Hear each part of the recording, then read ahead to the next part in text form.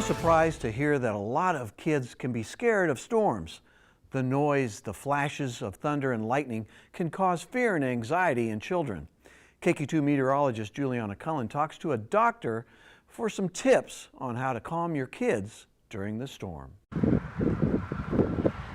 The loud noises, the images of tornadoes, and pictures of their aftermath can be alarming for anyone at any age. But worries can be especially frightening for kids. It can be pretty scary for children. Dr. Cynthia Brownfield is a family physician. She says there are ways children can overcome their anxieties around the weather, and it starts with mom and dad. Children are very perceptive, even young children as young as 6 months. They will frequently look to the parent to judge what their emotion should be. Knowledge is also power to help calm those fears. Have a safety plan and teach it to your children. It's really important to develop your family plan. You want to make sure that everyone knows if there is bad weather, what the plan would be. Arrange that good, safe spot in the basement. And if all else fails, create a distraction. Make sure you include snacks that the child might like and also activities so that way they don't stay focused on the storm. Practice coping mechanisms like deep breathing or comforting your children with their favorite stuffed animal or blanket are other ways to ease anxieties brought on by bad weather. But for those children whose fears can't be calmed at home, Brownfield says you may want to reach out for help. And some of them can't be responsive to normal coping mechanisms. That's where sometimes seeing an actual counselor to kind of talk through it can be helpful. And in ultimate situations, there might even be anti-anxiety medicines that are used. Reporting in St. Joseph, Juliana Cullen, KQ2 News.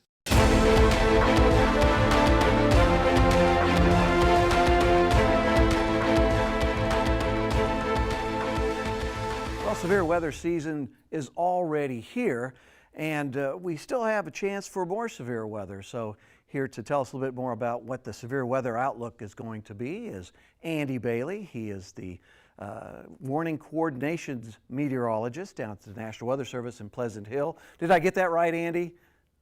That's exactly right, Mike. Thanks for having me on here. Okay, well, thank you, Andy.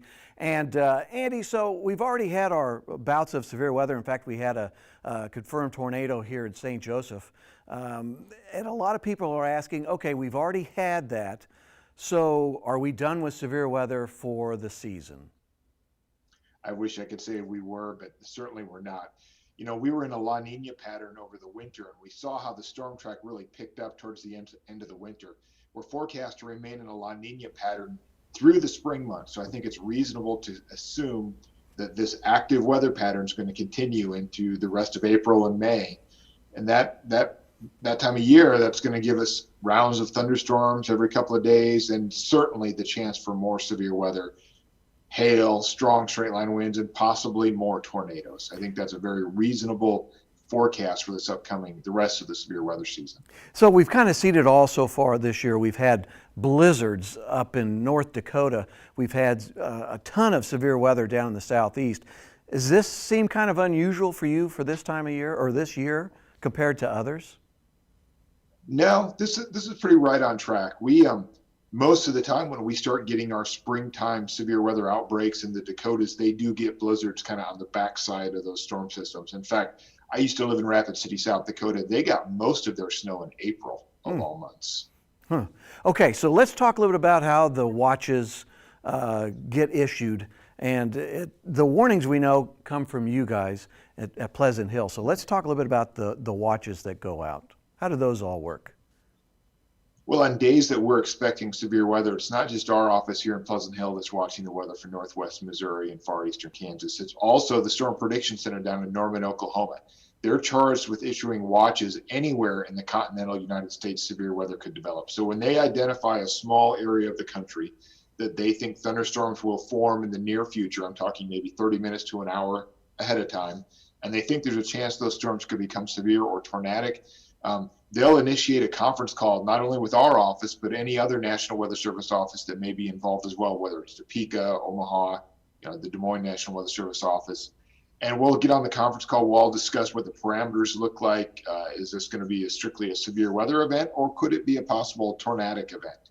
And depending on which way it's going to go and kind of the consensus of the group, the Storm Prediction Center will then take over and issue that either severe thunderstorm or tornado watch for the area based kind of on the collaboration call that had just happened over the course of 3 or 4 minutes prior. Okay, so a lot of coordination goes in. You guys do a fabulous job down there at the National Weather Service in Pleasant Hill. Thank you, Andy. Appreciate it. Thank you, Mike. All right, that was Andy Bailey, the warning coordination meteorologist at the National Weather Service in Pleasant Hill.